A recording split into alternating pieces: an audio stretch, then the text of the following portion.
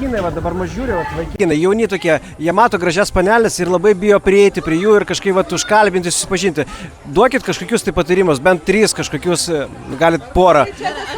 Reikia drąsos, nes šiais laikais vaikinai yra myžniai ir jie bijo prieiti užkalbinti mergino.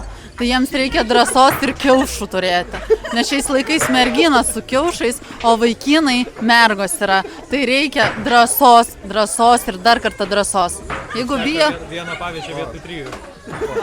Prašau, vieną pavyzdžią vietoj 3. Gerai, klausimas tai, kaip tu pakabinai šitą gražią panelę? Per Tinderį. Saugioje aplikoje buvo. Namuose ant sofos, taip, o šitą gerą įimu. Į krepšelį. Gerai, dabar toksai menkantyrinis, kaip čia pasakyti. Žodžiu, kiek vyras turi uždirbti, kad tu su juo pradėtum bendrauti? Nu, kad sukurtum šeimą ir panašiai. Tai reikia tik... Priklauso nuo vyro. Šiaip tai turi ir mergina, ir vyras uždirbti. Neturi vyras pasirūpinti moterim. Moteris pati turi pasirūpinti savimi. Turi kiaušius turėti, ne? Kai jinai prašys tave pinigų kažkam, rodysi šitą video. Dėja, ką man prašyti pinigų, kai aš pati galiu savim pasirūpinti.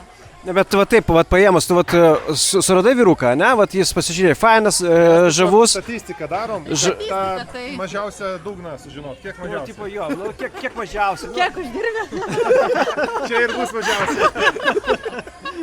Nežinau, kiek jisai uždirba. Bet mažiausiai tavo. Kiek tu spėjai, tau reikia sukurti šeimą, auginti vaikus ir tu...